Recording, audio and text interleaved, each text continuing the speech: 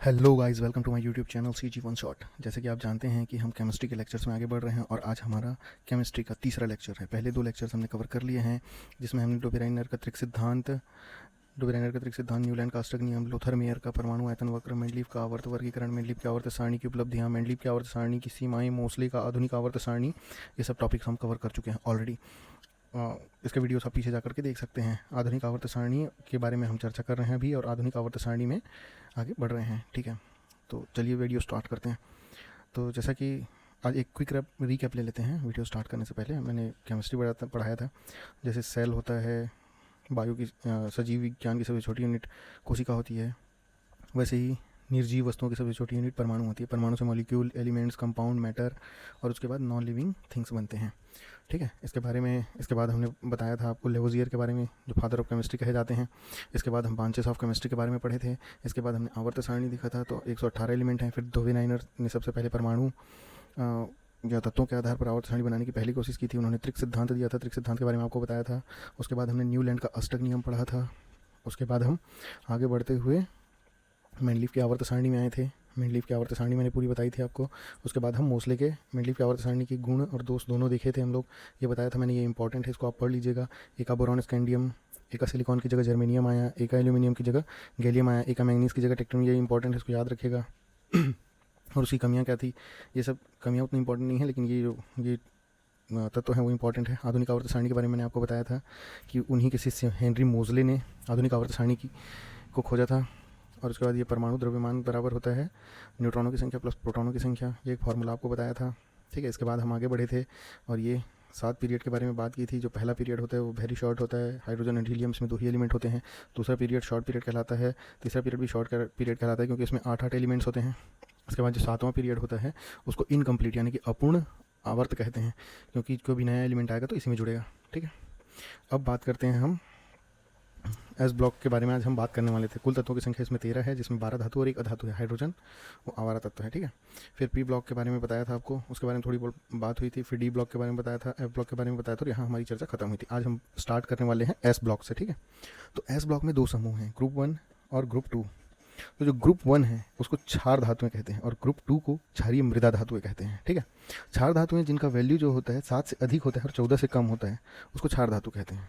अच्छा, ग्रुप 1 के एलिमेंट्स को याद रखने की ट्रिक है लीना की रब से फरियाद। ये ट्रिक आप याद रखना, मैं आपको अभी याद करवाता हूँ। ये देखो, जैसे ये ग्रुप है ना, ये पहला ग्रुप है, ये है ना, ये वाला ग्रुप, ये देखिए, इसमें हाइड्रोजन है, लिथियम है, नाइट्रोजन है, पोटेशियम है, रूबियम है, सीजियम है, फ्रैंकियम है।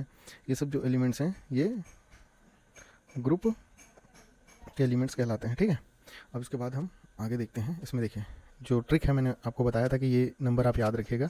इस नंबर से मैं आपको परमाणु क्रमांक निकालना सिखाऊंगा। ठीक है, तो परमाणु क्रमांक आज हम निकालेंगे सारे एलिमेंट्स का। तो सबसे पहले देखते हैं, है ली ना की रब से फरियाद। तो इसमें आप लीजिए, है की जगह हाइड्रोजन आ जाएगा, लीना की जगह लिथियम आ जाएगा, ना की जगह सोडियम आएगा, के पोटेशियम है, आर रुबीडियम है, सी सीजियम है और एफ फ्रांसियम है। ठीक है, अब देखते हैं हाइड्रोजन। आप परमाणु हाइड्रोजन को याद रखिएगा, ये आवर्त सारणी का पहला तत्व है ना। जैसे कि आप देख सकते हो, ये हाइड्रोजन है, आवर्त सारणी का पहला तत्व है। तो हाइड्रोजन का परमाणु क्रमांक 1 होता है। ठीक, अब देखिए यहाँ से जैसे मैं आपको बोला था +2 करेंगे। ठीक, 1 में +2 करेंगे तो कितना आएगा 3। तो 3 किसका हो जाएगा, लिथियम का। फिर प्लस कितना करेंगे, 8 करेंगे तो एटॉमिक नंबर 11 हो जाएगा। फिर करेंगे +8 तो ये कितना हो जाएगा, 19, ये इसका एटॉमिक नंबर हो जाएगा। फिर प्लस करेंगे 18 तो इसका एटॉमिक नंबर 37 हो जाएगा। फिर प्लस करेंगे 32 तो ये देखिए 32 प्लस करेंगे तो 55 हो जाएगा। फिर प्लस 32 करेंगे तो ये एटॉमिक नंबर जो होता है 87 हो जाएगा। तो ये देखो, है लीना की रब से फरियाद के ट्रिक से आपको ये एलिमेंट्स याद हो गए और इस ट्रिक से आपको एटॉमिक नंबर याद हो गए। ये वाला ट्रिक हर जगह काम आएगा आपके। ठीक है, तो इसको याद रखिएगा। अच्छा देखो, ये वाला जो एलिमेंट है हाइड्रोजन जो है पहले आवर्त में है, इसलिए इसके बाद जितने एलिमेंट आए उसमें +2 किए पहले, फिर उसके बाद +8 किए, फिर +8 किए। लेकिन अगर कोई एलिमेंट जैसे कि बेरिलियम है, यहाँ से अगर स्टार्ट होगा तो यहाँ प्लस सीधा 8 करेंगे, है ना। तो इसको थोड़ा ध्यान रखिएगा आप, है ना। ये इसको थोड़ा एक बार अच्छे से देख लीजिएगा तो आपको समझ में आ जाएगा कि कैसे पहले से गया है तो +2 करेंगे, फिर +8 ऐसा करेंगे। और अगर मान लो पहले ही दूसरा आवर्त में है, ये दूसरा आवर्त है, दूसरे आवर्त से अगर गया, ये देखो दूसरा आवर्त है, दूसरे आवर्त से अगर गया तो इसको +8 करेंगे सीधा। ठीक है, अब आगे बढ़ते हैं। देखो, ये आपको सारे एलिमेंट्स याद हो गए होंगे अभी तक, नहीं तो वीडियो को एक बार और देखिएगा और याद कर लीजिएगा उसको। अब चलो पहले एलिमेंट के बारे में बात करते हैं। आवर्त सारणी का पहला एलिमेंट हाइड्रोजन। हाइड्रोजन को बोला जाता है आवारा तत्व। हाइड्रोजन से बहुत सारे क्वेश्चंस बनते हैं। हाइड्रोजन बहुत इंपॉर्टेंट एलिमेंट है आवर्त सारणी का, ठीक है। हाइड्रोजन को बोलते हैं आवारा तत्व। क्यों बोलते हैं? क्योंकि इसकी प्रॉपर्टी जो है ग्रुप 1 और ग्रुप 17, ये F फ्लोरीन, क्लोरीन, ब्रोमीन और आयोडीन जैसे सबसे मतलब मिलती जुलती है, दोनों ग्रुप से मिलती है।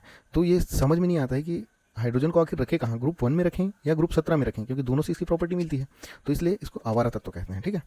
और हाइड्रोजन पूरे आवर्त सारणी का एकमात्र तत्व है जिसका परमाणु क्रमांक उसके परमाणु भार के बराबर है। जिसका परमाणु क्रमांक परमाणु भार के बराबर है, ये इंपॉर्टेंट फैक्ट है, इसको याद रखना। एकमात्र तत्व है जिसका परमाणु भार परमाणु क्रमांक के बराबर है। देखिए, ये देखिए हाइड्रोजन का मैं लिखा हुआ हूँ 1H1, ठीक है। तो इसको याद रखिएगा।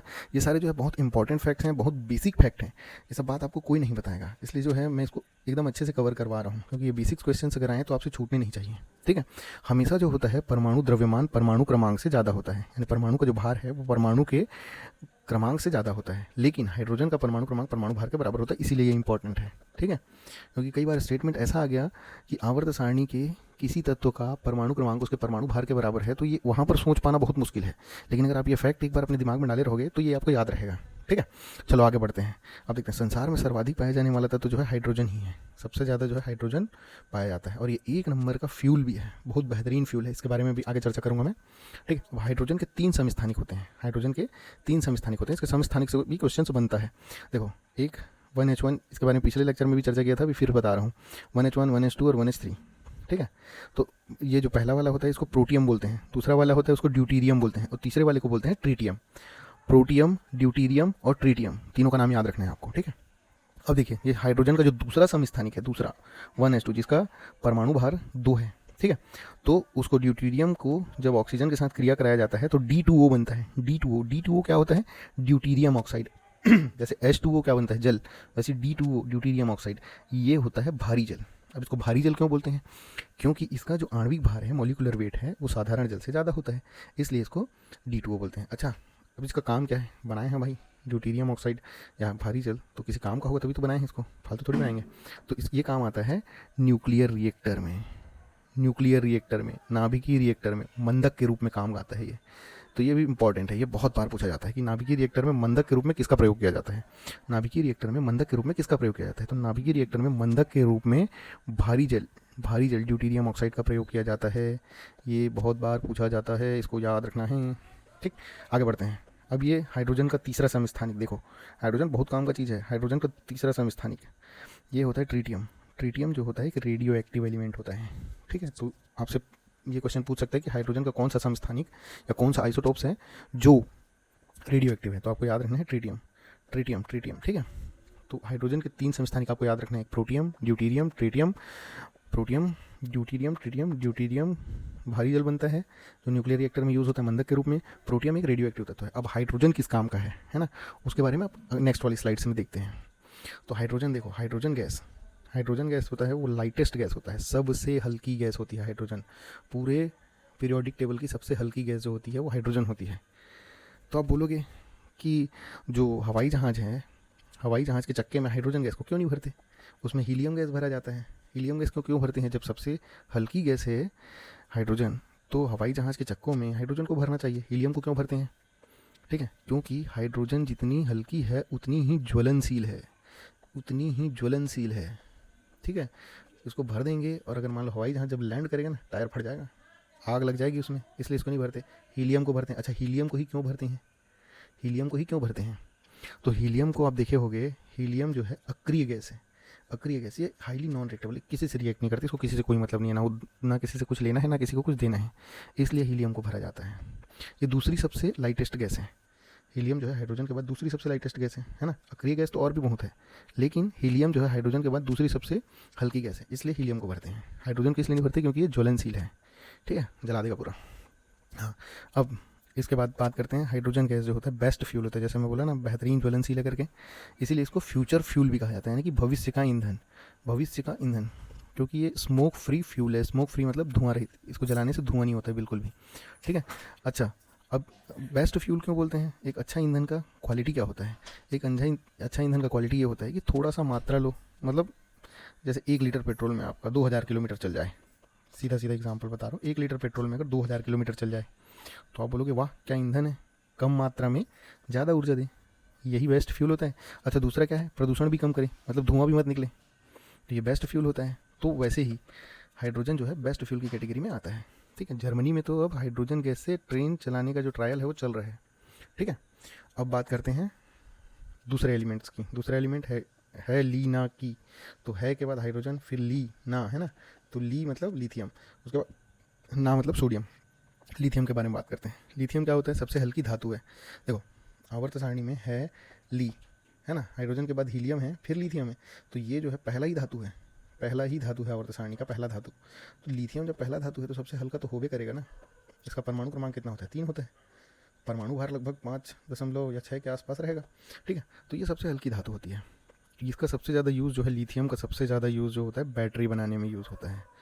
लिथियम का यूज़ जो है बैटरी बनाने में यूज़ होता है। ठीक, और छत्तीसगढ़ के कटघोरा में लिथियम का भंडार मिला है, इसको आपको याद रखना है, ये करंट अफेयर से आपका है ना, ये भी मैं आपको बताते चल रहा हूँ कि छत्तीसगढ़ में कहाँ पर मिला है, तो कोरबा में मिला है। ठीक है, अब देखते हैं सोडियम के बारे में। सोडियम भी बहुत इंपॉर्टेंट एलिमेंट है। तो सोडियम जो होता है सबसे सॉफ्ट मेटल होता है, सबसे सॉफ्ट मेटल, मतलब एकदम एकदम ज़्यादा सॉफ्ट होता है ये, इतना सॉफ्ट होता है कि चाकू से काटा जा सकता है। और सोडियम लैंप में इसका यूज़ होता है, और जलने पर ये जो है पीला रंग की ज्वाला से जलता है, पीले रंग की ज्वाला देता है। ठीक है, समुद्री जल में वही NaCl पाया जाता है, यानी कि सोडियम क्लोराइड पाया जाता है। जो समुद्र का जल होता है ना, समुद्री जल खारा होता है, नमक होता है उसमें, तो वही Na सोडियम उसमें पाया जाता है। ठीक, अब देखो ये इंपॉर्टेंट है, यहाँ से आपका क्वेश्चन बनता है, ऑलरेडी इंपॉर्टेंट लिखा हुआ है इसमें। देखो ये है NaHCO3, ये सोडियम से बनता है। NaHCO3 क्या है, बेकिंग सोडा, या इसी को बोलते हैं खाने का सोडा, बेकिंग सोडा या खाने का सोडा। इसका जो केमिकल नेम है सोडियम बाइकार्बोनेट है, सोडियम बाइकार्बोनेट है, लेकिन इसकी कमर्शियल नेम क्या है, बेकिंग सोडा। ठीक है, भटूरे या पूड़ी को फुलाने में इसका यूज़ किया जाता है। दूसरा इंपॉर्टेंट एलिमेंट क्या है इसका, sodium hydroxide, sodium hydroxide NaOH, sodium hydroxide इसका केमिकल नेम है। ठीक, और कास्टिक सोडा इसका कमर्शियल नेम है। तो कभी भी केमिकल नेम से क्वेश्चन नहीं बनता है, क्योंकि केमिकल नेम से तो आप पकड़ लोगे ना, ये सोडियम है, ये हाइड्रोक्साइड है, कोई भी बता देगा सोडियम हाइड्रोक्साइड है। क्वेश्चन बनता है इसके कमर्शियल नेम से। मार्केट में किस नाम से बिकता है ये, तो मार्केट में ये बिकता है कास्टिक सोडा, कपड़े धोने का साबुन, कास्टिक सोडा या कपड़े धोने का साबुन। तो एग्जाम में कई बार, हज़ारों बार रिपीट हो चुका है, और हज़ारों बार रिपीट होने वाला है ये क्वेश्चन, ये दोनों क्वेश्चन, ये क्वेश्चन भी और ये क्वेश्चन भी। एक खाने का सोडा कौन सा है, दूसरा कपड़े धोने का सोडा कौन सा है, क्योंकि ये दोनों कन्फ्यूजिंग है आपस में।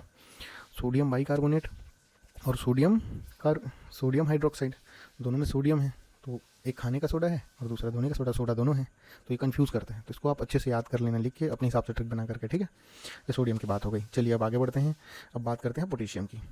तो पोटेशियम में क्या होता है, विस्फोटक पदार्थ है पोटेशियम, एक एक्सप्लोजिव एलिमेंट है। अब तो विस्फोट कौन कौन से आवर्त सारणी में कौन कौन से पदार्थ विस्फोटक पदार्थ हैं, बार बार मत पढ़ते रहना पड़े करके, सबको एक जगह लिख दिया हूँ मैं। ये नाइट्रोजन, फास्फोरस, पोटेशियम और हाइड्रोजन, नाइट्रोजन, फास्फोरस, पोटेशियम और हाइड्रोजन, ये 4 जो होते हैं पूरे आवर्त सारणी में विस्फोटक पदार्थ कहलाते हैं। इसको आप भी एक जगह पे नोट कर लेना। ठीक है, ताकि बार बार आपको कितना जगह खोजते रहोगे और पढ़ते रहोगे ना, तो एक ही जगह नोट कर लोगे तो याद रहेगा। ठीक है, पोटेशियम भी है, सॉफ्ट होता है। ठीक है, पोटेशियम भी सॉफ्ट मेटल होता है, ये चाकू से काटा जा सकता है। हाँ, लेकिन अगर पोटेशियम और सोडियम दोनों ऑप्शन में है तो आपको सोडियम लेना है। ठीक है, आपको सोडियम लेना है। ठीक, और सोडियम और पोटेशियम दोनों जो है हाईली रिएक्टिव मेटल हैं, हाईली रिएक्टिव, एकदम अत्यधिक क्रियाशील धातु हैं। इसको आप खुला छोड़ नहीं सकते, खुला छोड़ोगे तो ये तुरंत क्रिया कर लेता है। इसलिए इसके ताप को कम करने के लिए इसको मिट्टी के तेल यानी कि कैरोसिन के तेल में डुबा करके रखा जाता है।